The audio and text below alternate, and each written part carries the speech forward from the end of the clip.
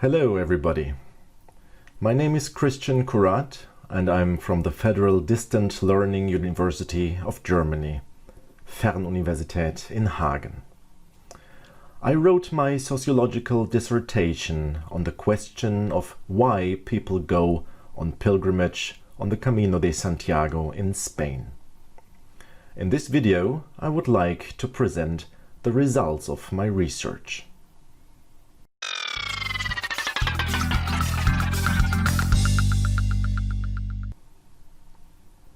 First of all, let's have a quick look at the statistics.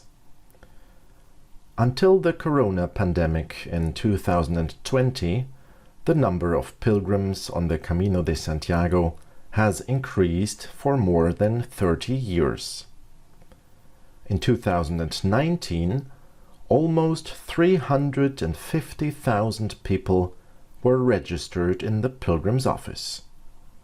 And of course, the true number is probably much higher.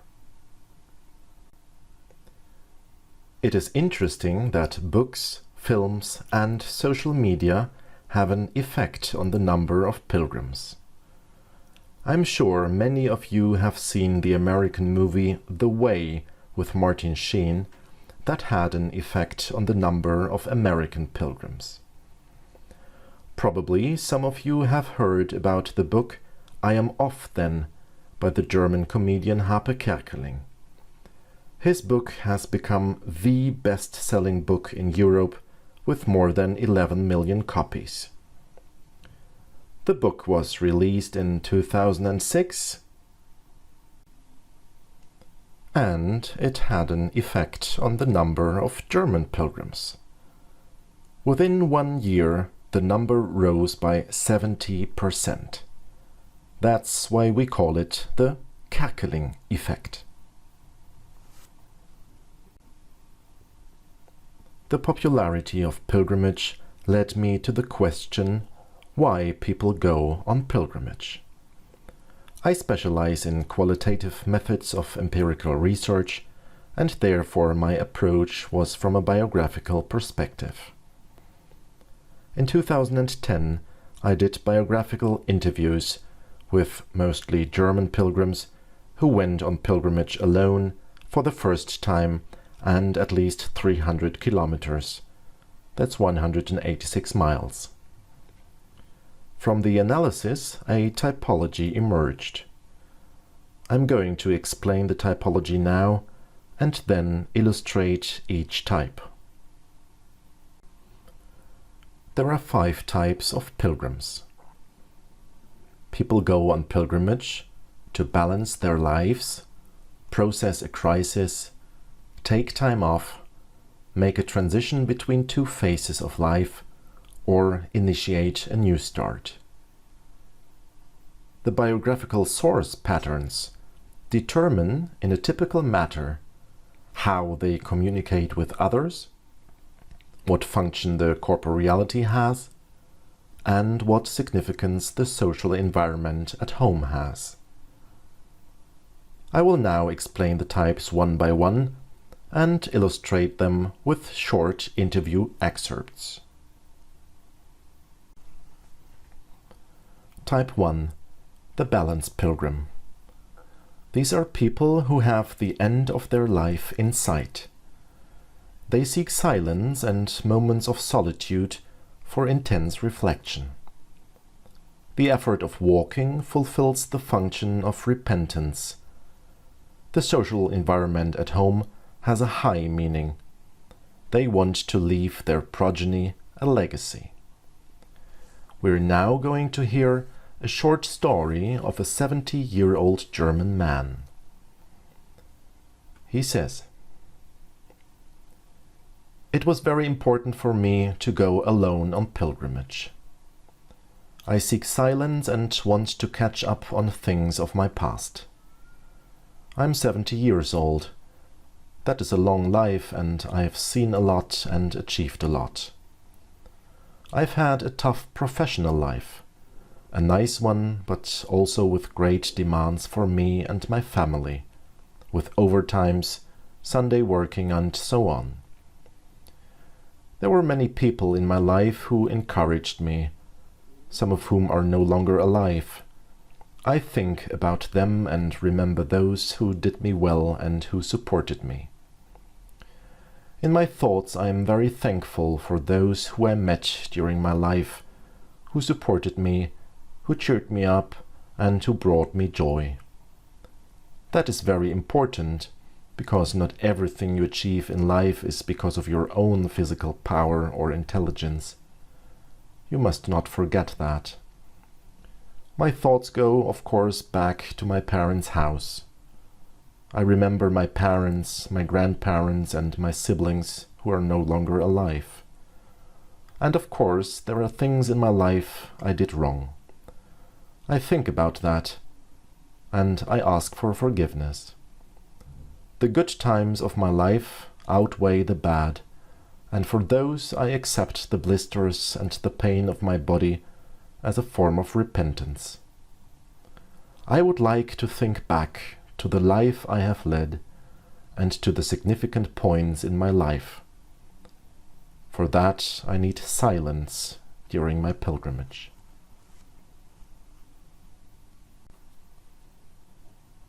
Type 2. The Crisis Pilgrim. These are people whose life has been shaken massively by an unplanned experience of the close past. During the pilgrimage, they tell others about their crisis, learn interpretation patterns, and receive consolation. The physical activity helps to relieve the pain of the soul and regain inner balance. What the others at home think about the pilgrimage is of no importance, because it only serves to overcome their own crisis. We're now going to hear a short story of a 36-year-old German woman. She says, "Then my dad died, and that shocked me a lot, because I loved him very much. And somehow it was clear for me that in order to deal with this, I have to get active. I have to do something. And suddenly it was clear, the Camino de Santiago, that was it. For me it was important, because with the movement you have the possibility to process something that hurts. I believe it is a lot better to process it in movement than in your quiet room at home. For me it was important to do that, so that the pain can be processed, that the pain can come out. Also, the encounters during the Camino were very intensive, especially those with people also walking alone, because I could pour out my heart, and to talk about it relieves me. They poured their hearts out, and you realize, okay, you are not alone, also the others have to carry a burden. It consolates. It was simply good and helped me. With the movement you sweat, and you sweat things out, not just rubbish of your body, but also of your head, and you become free again, and yes, it was good. Even though I am still very touched, because I loved my father deeply."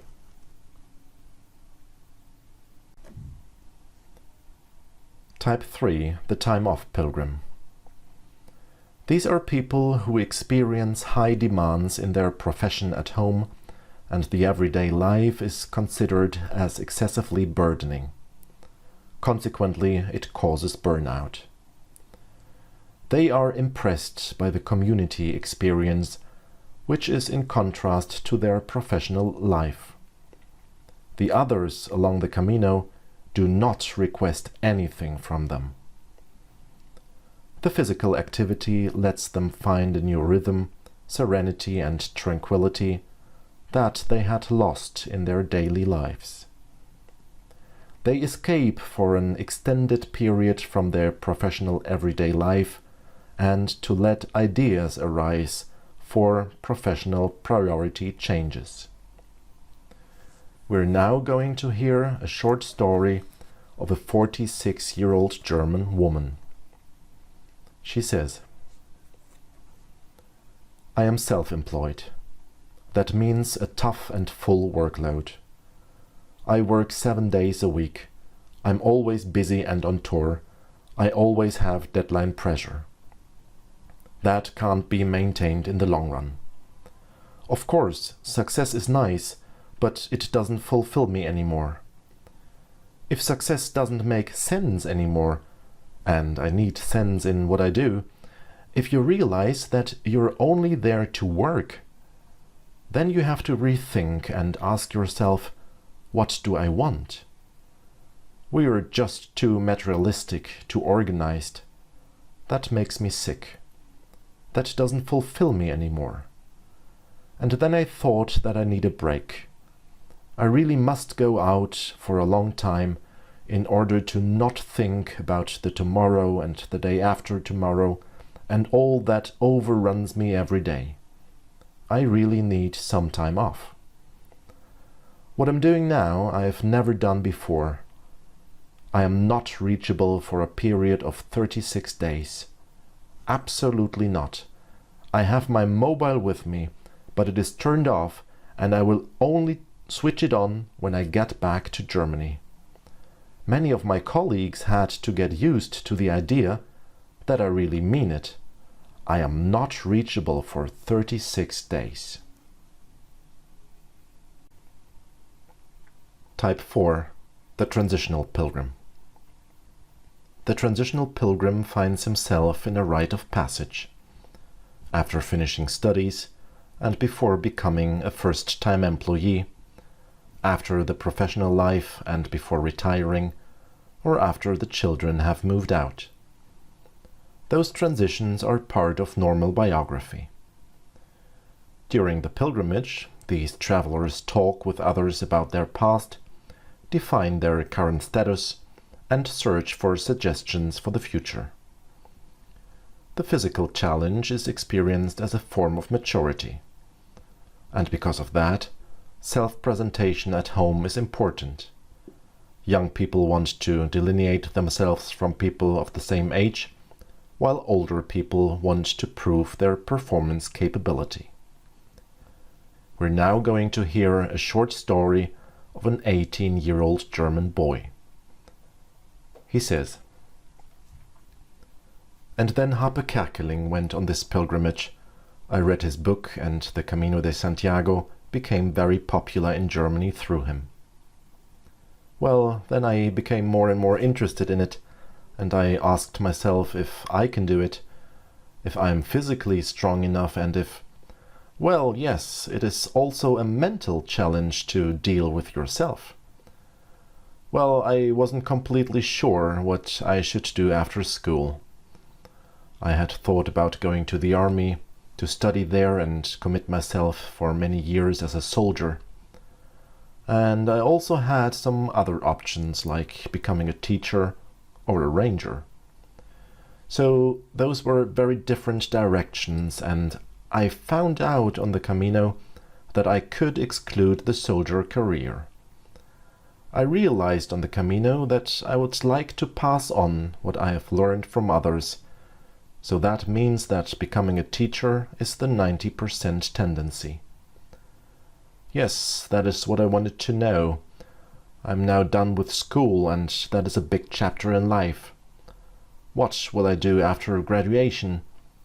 Those things I wanted to consider here, and so far it has worked well." Type 5. The New Start Pilgrim. These are people who have given up their long-time practice profession or left their partner after a phase of massive irritation, and they want to begin a completely new life. The pilgrimage is like an initiation rite for a new life. The exchange with others is of vital importance. They tell others about the causes that led to the break and construct a new identity with them, which they want to demonstrate to their social environment at home. The new start must also be shown physically. The conquest of the challenge is the proof that a wrong and unclear life has ended due to high conversion efforts. We're now going to hear a short story of a 30-year-old German man. He says, "I've been working as a lathe operator for 8 years now, but I realized the whole time that my profession doesn't fulfill me. I was completely miserable, but I never had the courage to do something else. I was very unhappy with my profession and went to work every day against my will. During this time I drank a lot of alcohol and tried to eliminate my problems by that. Of course, that was idiocy. Then I thought, I can't go on like that. I still have to work 30 or 35 years. There must be something else. This way you can't live on. I didn't know what I want to do and what to search for. I then stopped drinking and thought about quitting my job. But it is very hard to close a door because you have your monthly income, and it is hard to say I will do something else now. But then I said all of a sudden I will quit my job because I just needed time for myself in order to think about what I want to do, who I am, and where my way is. I didn't have any further goal, and I didn't set any. So I thought I must quit my job.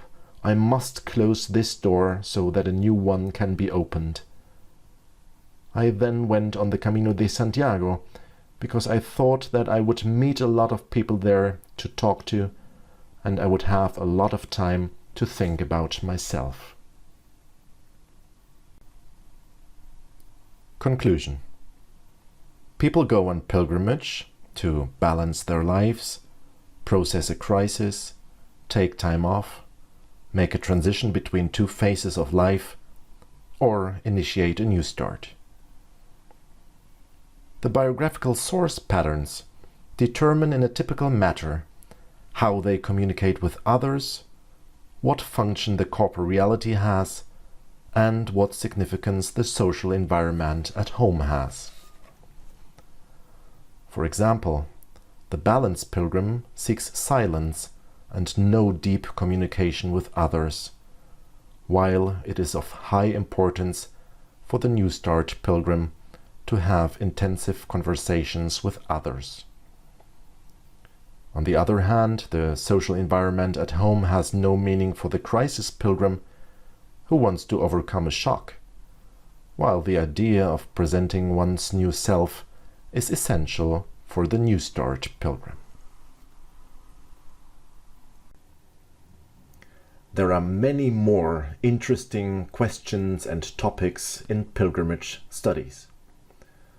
Whatever you are investigating, I wish that your research is successful and that you not only learn a lot regarding scientific outcome, but also regarding your personal growth.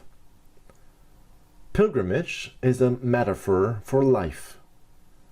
So go out and learn about life. Thank you for your attention, and always, buen camino.